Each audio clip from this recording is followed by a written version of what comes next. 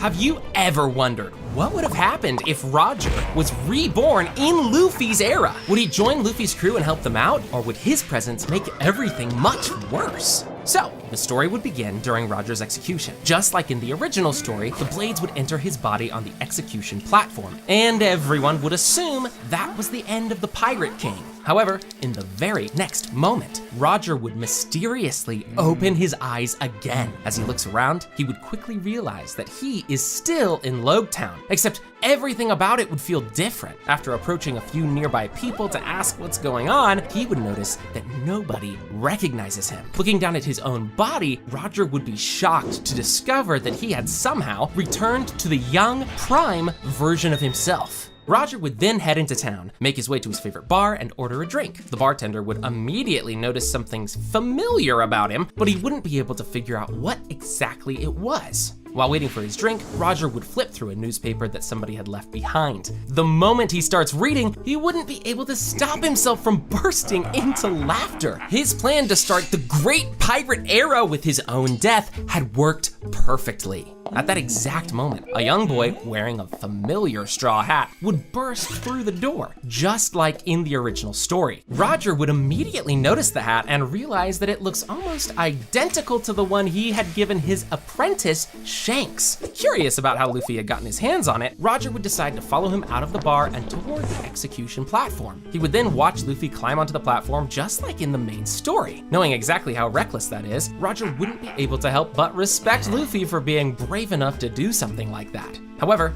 his smile would quickly disappear when Buggy captures him. Roger would watch Luffy's crewmates attempt to rescue him, but he would assume that the kid is finished and begin walking away. At that moment, however, he would hear Luffy accept his death with a smile. Roger would then turn around just in time to witness a lightning bolt strike everyone on the platform. Realizing that destiny is on Luffy's side, Roger would begin laughing once again before approaching Luffy's crewmates. He would warn them that the Marines are coming and tell them that he can help them escape quickly. Sanji and Zoro wouldn't trust a complete stranger at first, but once Marine soldiers started pouring into the area, they would decide to listen and follow Roger. As they all run toward the Going Merry, a motorcycle would suddenly appear in their path. Getting off the bike, Smoker would demand that everyone surrender, but Luffy would just attack him without thinking. Once Luffy is beaten down, Roger would realize that Smoker is most likely a Logia user. He would then tell the rest of the Straw Hats to keep running and leave him and Luffy to deal with him. With the crew gone and Luffy nearly unconscious, Roger would realize that this is the perfect opportunity to test his true strength without anyone watching. So he would casually walk up to Smoker, place his hands on the captain's shoulders, and send him flying through a nearby wall with a simple flick.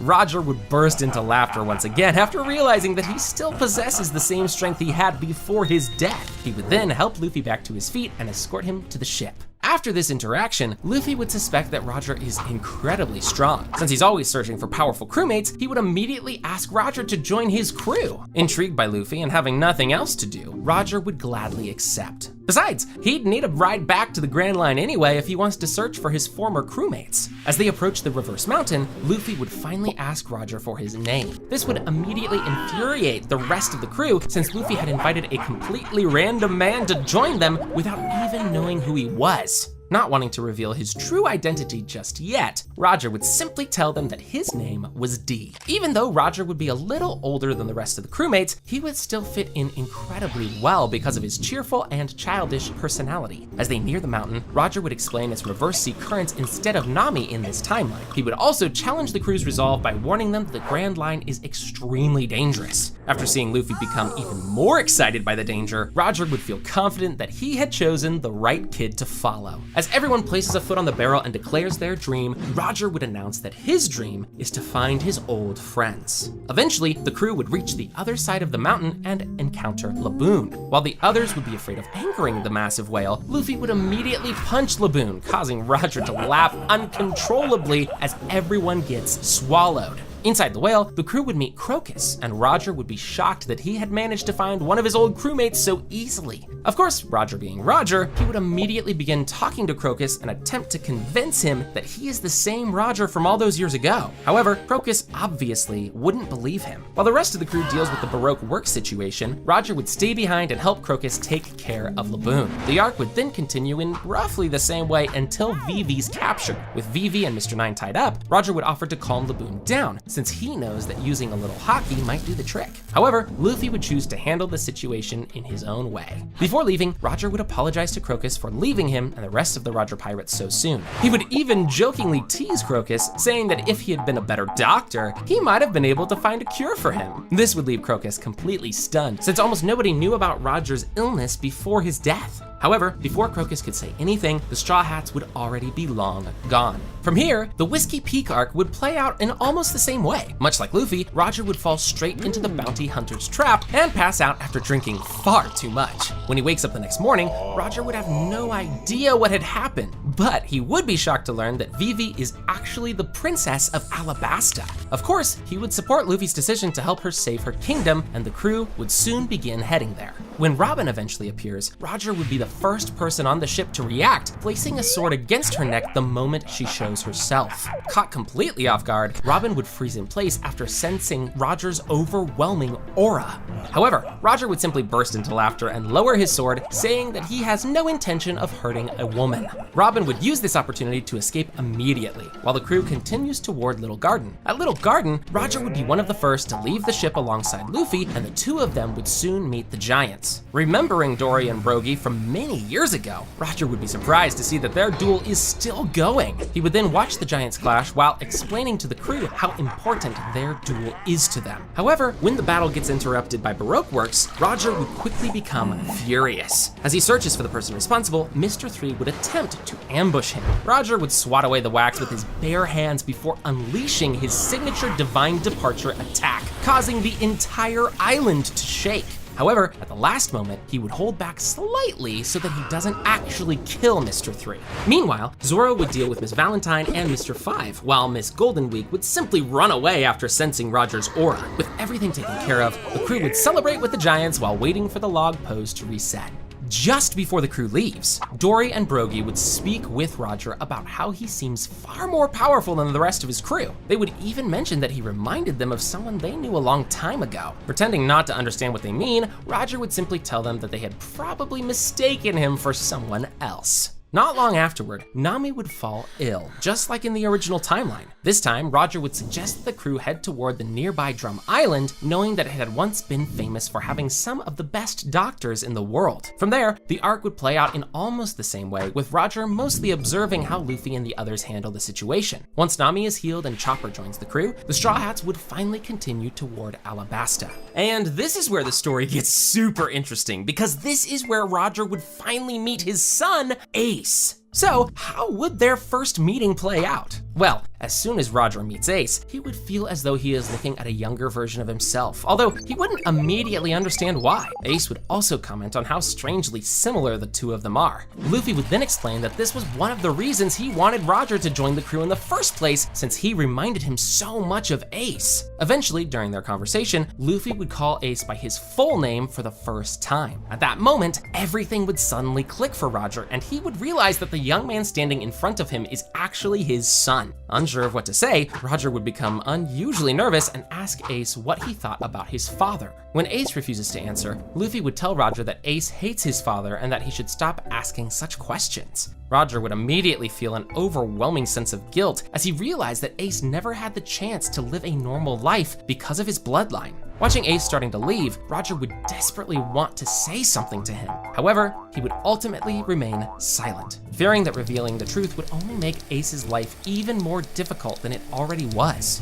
Soon enough, the crew would reach Rain Base, where almost all of them would fall into Crocodile's trap. The only exception would be Roger, who would avoid it by using Future Sight. While the crew is trapped, trapped, Robin would mention to Crocodile that the most dangerous pirate among them is still free and wandering around the casino. Just as she finishes speaking, Roger would casually walk into the room, shocking both Crocodile and Robin. Crocodile would immediately attack Roger with his sand abilities, but none of his attacks would be able to harm him. Roger would then casually walk over to Luffy's cell and tear it apart with his bare hands. As Crocodile flees, Roger would let Luffy chase after him while he escorts Vivi to the palace. Once there, Roger would use Future Sight again to locate the bomb and quickly disarm it. After the situation is under control, Roger would decide to check on Luffy, which would lead him into the secret cavern containing the Poneglyph. He would arrive just in time to save Robin and Cobra, learning that Crocodile had betrayed Robin immediately after she read the Poneglyph for him. Roger would then watch Crocodile erupt from beneath the ground before being launched into the sky by Luffy's punches. This would cause Roger to burst into laughter, impressed that Luffy managed to defeat such a powerful opponent on his own.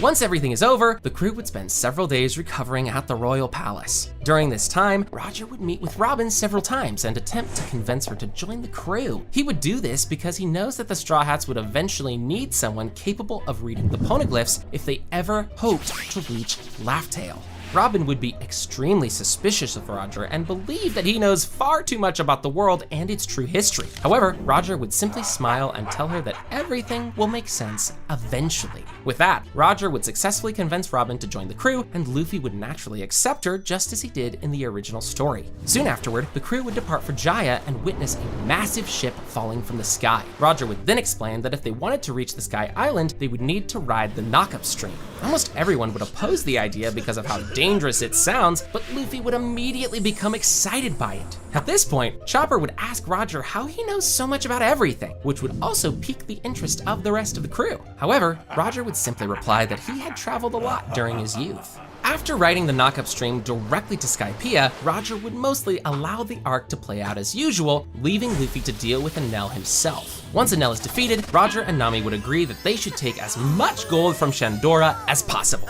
During the celebrations, Roger would watch Luffy dance beside the campfire and briefly catch a glimpse of Nika within him. This would be the exact moment Roger realized that Luffy is the person the world had been waiting for and the one destined to bring an end to the world government. After returning from Skypiea, Roger would encourage Luffy to participate in Foxy's Davy Back fight. He'd feel nostalgic about the Davy Back fights he had participated in during his younger days and would want to test his skills again. This time, the Straw Hats would easily win the competition, with Roger frightening Foxy so much that he wouldn't even attempt to cheat. After winning every round and leaving Foxy behind, the crew would soon encounter Admiral Aokiji. The moment Roger senses Aokiji's strength, he would tell Luffy and the others to stand down. Roger would then release a sharp burst of Conqueror's Haki, completely shocking the Admiral. After blocking several of Aokiji's ice attacks, Roger would eventually force him to back down. Before leaving, Aokiji would warn Luffy to be careful around both Robin and Roger.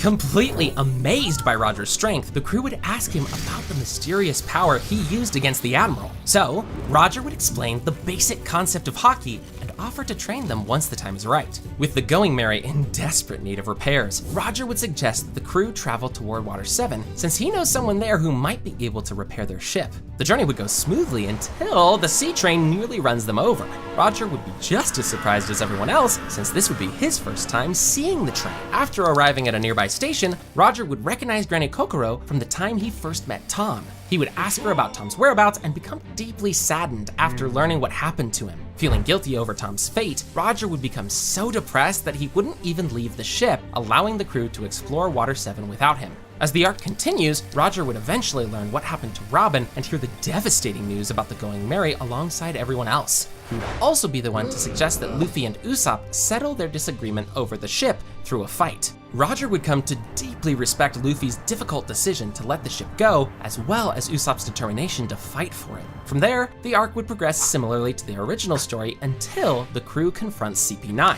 After seeing Luffy and Zoro begin to lose their battles, Roger would finally decide to intervene. With only a few quick slashes, he would easily defeat every member of CP9 without breaking a sweat. However, he would intentionally allow the agents to land a few attacks on him so that he wouldn't completely reveal how powerful he truly was. After seeing how desperately the Straw Hats fought to bring her back, Robin would burst into tears and officially return to the crew. Roger would then find Usopp and convince him to return too.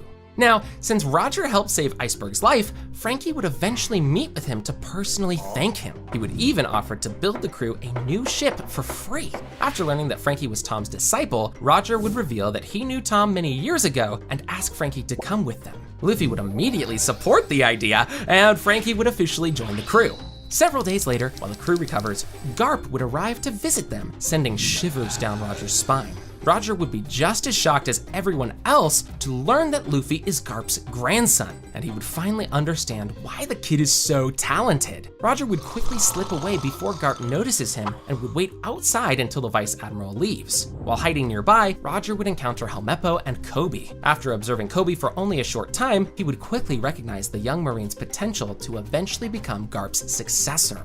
After finishing his conversation with Luffy, Garp would begin to leave. However, at that moment, he would notice Roger hiding outside. Sensing the terrifying aura coming from him, Garp would ask Luffy who this man is. Luffy would casually reply that he is simply one of the crewmates he met during his journey. After thinking for a moment, Garp would tell Luffy that he is free to leave, but that he would have to capture his friend. Luffy would obviously refuse, but it wouldn't matter because in the very next moment, Garp and Roger would suddenly clash fists. Their combined haki would send shockwaves throughout the area, shaking the entire island. The battle would quickly become serious, and as Roger begins smiling, Garp would briefly see a glimpse of the man he had fought all those years ago. While keeping Garp occupied, Roger would yell at the others to prepare the ship as quickly as possible. The crew would desperately search for a ship they could use until Frankie finally reveals the Thousand Sunny. Everyone would quickly board, and Roger would jump onto the ship at the last possible moment, leaving Garp standing on the shore.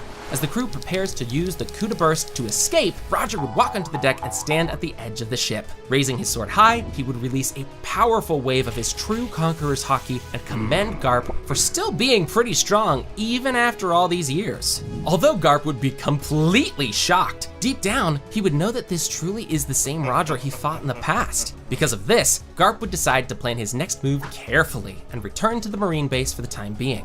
Meanwhile, the crew would soon enter the thick fog of the Florian Triangle. Roger would warn them to remain alert, explaining that ships often disappear in this area for unknown reasons. Soon, they would encounter the ghost ship belonging to the Rumbar pirates.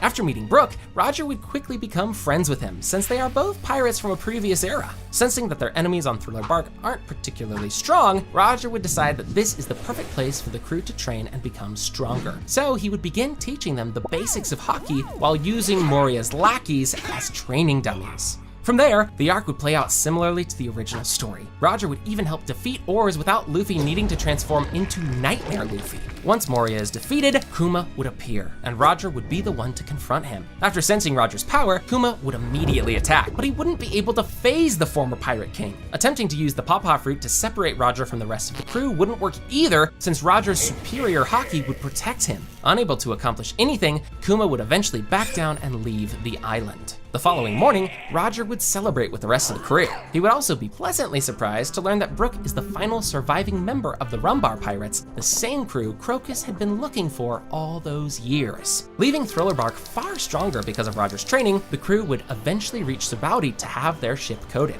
Upon entering Shaki's bar, Roger's jaw would drop the moment he sees her inside. He would immediately begin blushing and find it increasingly difficult to keep his identity hidden. After hearing that Rayleigh suddenly disappeared not long ago, Roger would confidently tell everyone that he knows exactly where to find him. He would then lead the crew straight toward the amusement park. Yeah, Roger was never one of the smartest pirates around. After realizing how foolish his idea was, Roger would become slightly embarrassed and apologize to the crew.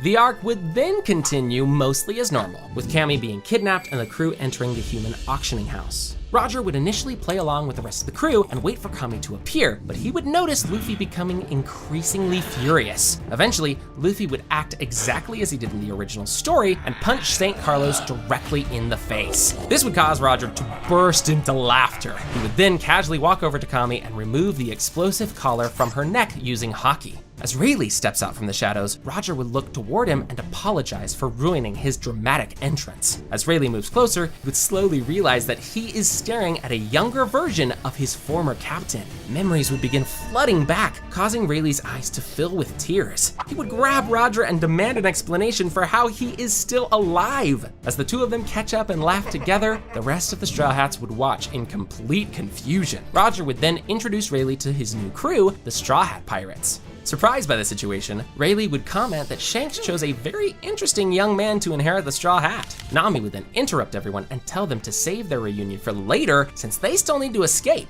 Finally taking the situation seriously, Roger and Rayleigh would begin escorting the Straw Hats back toward the bar. Before they could reach it, however, they would suddenly run into Kuma, Kizaru, and Garp. You see, after Roger escaped from Water 7, Garp decided to follow the Straw Hats to Sabaody so that he could capture Roger before the former Pirate King could cause even more problems.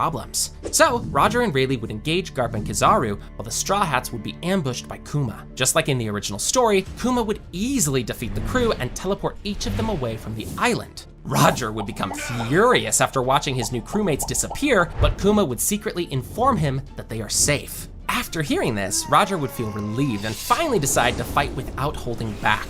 Since Roger is far younger than Garp in this scenario, he would eventually manage to defeat the hero of the Marines with his Divine Departure attack, before helping Rayleigh deal with Kizaru. With both Marines defeated, Roger and Rayleigh would quickly return to collect Shaki. Since staying on Sabaody is now far too dangerous, all three of them would board the Sunny together. Shaki would then suggest that they travel to Amazon Lily, where they would remain safe for the time being. Conveniently, they would also discover that Luffy had been sent there as well. After letting Luffy know that his crew is safe, Rayleigh would try to cheer him up while Roger remains busy ogling the women on the island. Rayleigh would convince Luffy that he should focus on training instead of immediately searching for his crew, and Luffy would agree. However, Roger would refuse to train Luffy personally, explaining that he mostly relies on instinct during his battles and wouldn't make a very good teacher. So, just like in the original story, Rayleigh would be the one to train Luffy. While staying on the island, Roger would meet Gloriosa again and would be shocked by how old she looks now. However, he would immediately shift his attention toward Boa Hancock. After receiving a cane to the head, Roger would begin apologizing before noticing the newspaper on Gloriosa's stand.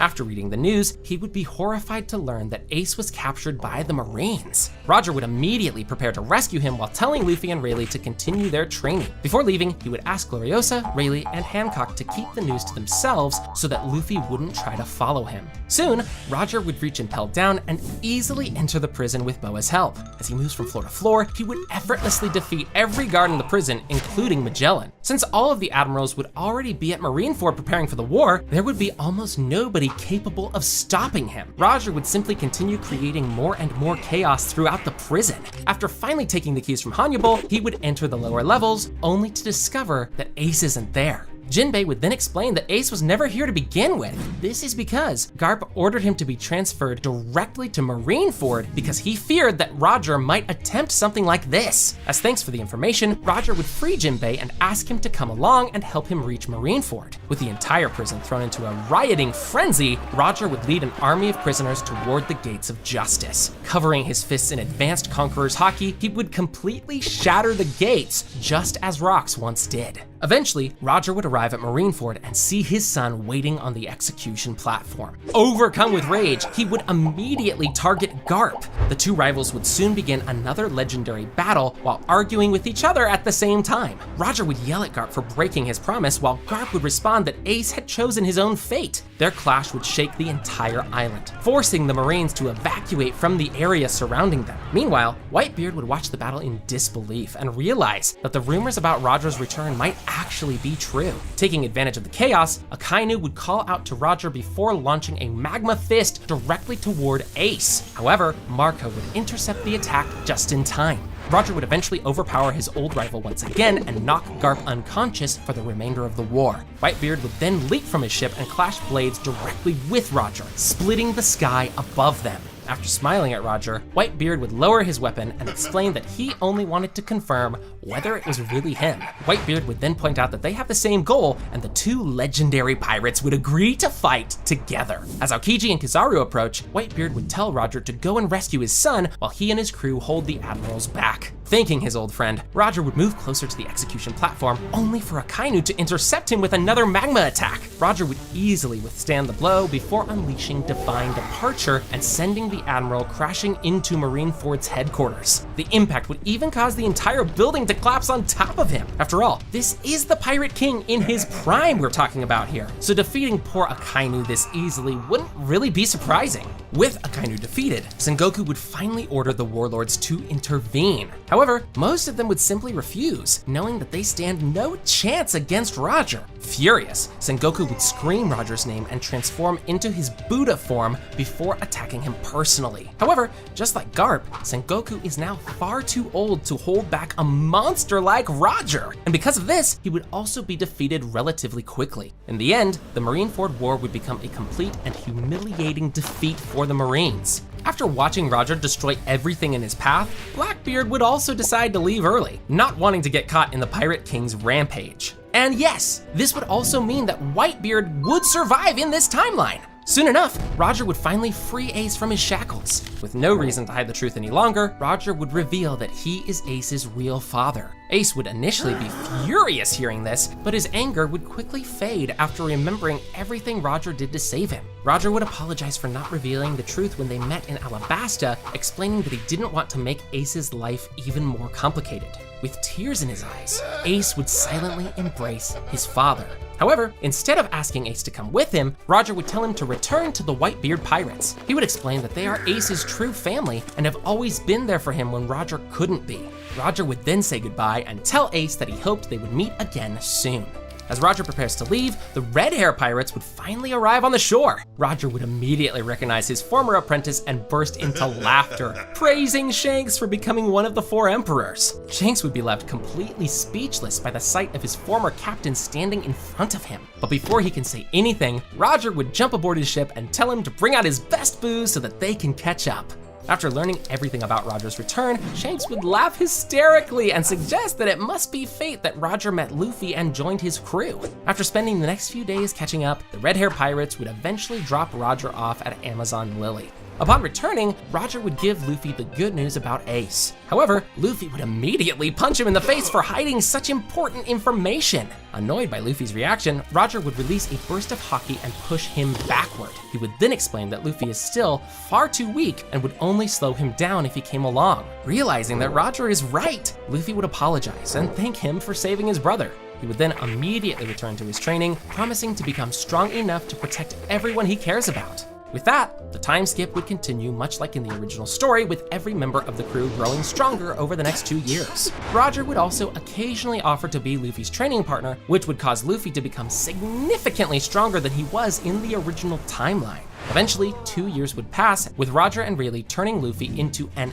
unstoppable powerhouse. After returning to Sabaody, Rayleigh would reopen the bar with Shaki, while Roger and the rest of the crew head toward Fishman Island. Since Whitebeard would still be alive and protecting the island, the overall situation would be far more peaceful, with Hody and Vanderdecken not even attempting to make a move. With no major conflict to deal with, the crew would simply explore the island while Roger catches up with King Neptune and reveals his true identity to him. Roger would laugh after learning that Shirahoshi had been born just as the prophecy predicted. He would then tell Neptune that his daughter and the young man he brought with him would be the ones to change the world. After hearing this, Neptune would celebrate by drinking with Roger until morning. The following day, the crew would continue their journey and finally enter the new world. However, this is where something unexpected would happen. Without warning, Roger would approach Luffy and ask to speak with him privately. He would then request permission to temporarily leave the Straw Hat Pirates so that he could take care of some personal matters. Luffy would allow Roger to leave, but he would make him promise that he would eventually return. So, why would Roger suddenly do something like this? Well,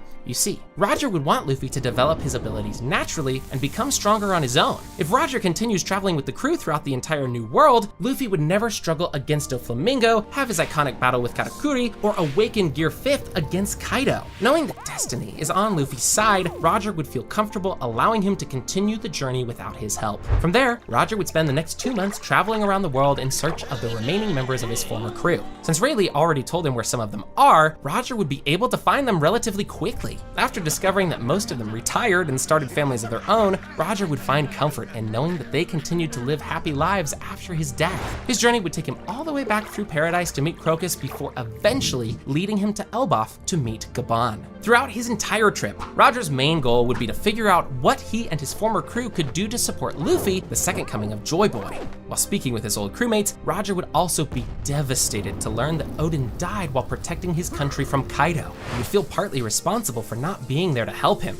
Then, one morning, Roger would wake up and begin reading the newspaper, only to spill his coffee and burst into uncontrollable laughter. The front page would reveal that both Kaido and Big Mom were defeated and that Luffy became one of the 4 emperors of the sea. Most importantly, Roger would be thrilled to see Luffy's new bounty poster. He would then declare that the time has finally come for him to meet the new Joy Boy. Realizing that the Straw Hats' next destination would likely be Egghead Island, Roger would head there immediately to intercept them. However, while approaching Egghead, he would sense an ominous presence coming from the island. Roger would hurry toward it and arrive just in time to see Luffy and the rest of the crew struggling against the 5 elders. He would immediately jump into the fight, parry several attacks, and slash Saturn across the body. Because of Roger's overwhelming haki, Saturn wouldn't be able to regenerate immediately and would be shocked that someone actually managed to injure him. Luffy would smile and thank Roger for returning when they needed him most. From there, Roger would team up with Emmett to hold back the 5 elders, seriously injuring several of them in the process. Eventually, Emmett would untangle the knot that carried Joy Boy's haki in order to snap the elders back to Marioa. Laughing loudly, Roger would look toward the sky and ask the elders if they were scared, challenging them to return and fight him. Of course, Roger would also arrive on Elbaf soon afterward and help the crew fight against the Holy Knights and Emu. His presence on the battlefield would surely have a massive effect on the outcome of the arc. However, since the Elbaf arc is still ongoing in the manga, this is unfortunately where we'll have to end this video for now, as we simply don't have enough information about Emu's powers and what will happen next. But if you're still looking for more One Piece content, you can click on this video next, where I explain what would have happened if all of the Straw Hats had joined the Marines. Go on, click it.